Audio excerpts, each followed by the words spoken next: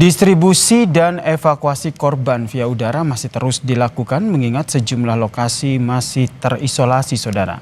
Lalu bagaimana distribusi bantuan via udara ini dilakukan? Kita berbincang dengan Komandan Skadron 2 TNI Angkatan Udara, Letkol Penerbang Ari Wicaksono. Selamat petang, Mas Ari.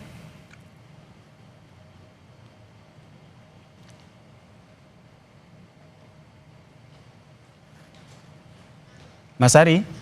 Selamat sore. Ya, selamat petang Mas Ari. Mas Ari, ini distribusi bantuan melalui udara ini masih jadi salah satu cara mengingat masih banyak lokasi yang terisolasi. Dengan menggunakan pesawat CN295 ini, bisa diceritakan seperti apa distribusi bantuan lewat udara ini dilakukan? Kita kan melaksanakan dropping di bawah Satgas di bawah Kodal 1 dengan distribusi. Jadi kita ada satu CN295, satu C1312 dengan satu untuk pesawat CN295 sendiri kita metodenya airdrop dengan sleeper. Jadi kita menggunakan 90 sampai 100 sleeper per pesawat, baik di CN295 dan CN212. Kita pergikan di ketinggian kurang lebih 500 sampai 1000 feet, kurang lebih ya 200 sampai 500 meter di atas daratan. Jadi itu tujuannya.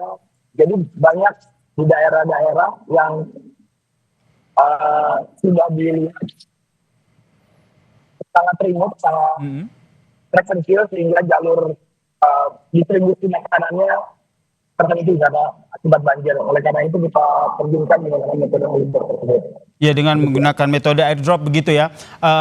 Mas Ari, ini bisa digambarkan juga nih, secara awam kan kita juga ingin tahu begitu bagaimana akhirnya dari timnya Mas Ari ini memastikan betul-betul pada saat proses airdropping bantuan ini tepat jatuh di lokasi yang memang dibutuhkan oleh para warga.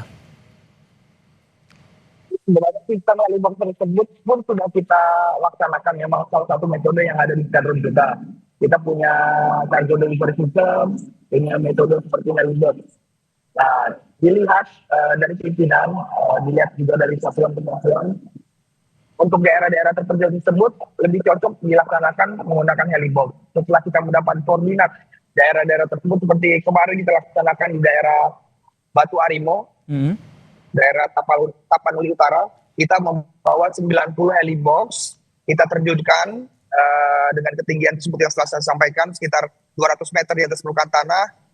Setelah kita identifikasi dengan possibility visual yang kita melihat daerah dropping zone tersebut, kita terjunkanlah itu. Dengan 3 run masing-masing run itu kita 30 helibox, jadi total 90 helibox kita terjunkan. Berarti butuh perhitungan yang akurat begitu ya, sehingga pada saat diterjunkan bantuan helibox ini betul tepat jatuh di warga yang tengah menanti bantuan ini ya, Mas Ari ya? Betul. Oke.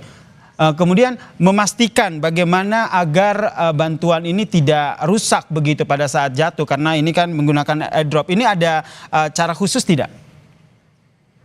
Jadi seperti yang saya sampaikan, kalau misalnya kemampuan kita sendiri sudah dilatihkan, sudah pernah melaksanakan juga helibox tersebut penerjunannya.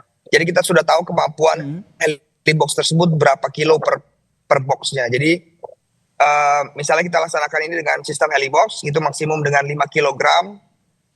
Dengan helibox yang sudah teruji, kita memastikannya itu,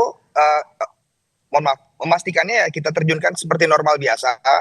Terus kita bisa nanti dari kru bawah yang ada di sana, personel TNI dari Satgas Ut lainnya, nanti akan menginformasikan, oh ini ada koreksi ke depannya, mungkin penerjunannya di ketinggian segini, atau lebih cepat, lebih baik. Jadi ada revisi ke depannya gitu. Terakhir Mas Ari, ke depannya daerah mana lagi yang menjadi target untuk distribusi bantuan via udara ini?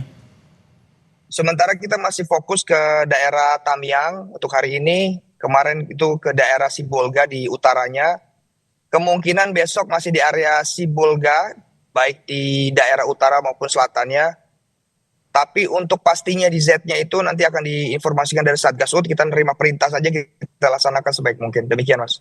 Baik, berarti daerah tersebut masih terisolasi ya, sehingga bantuan hanya bisa diberikan lewat udara.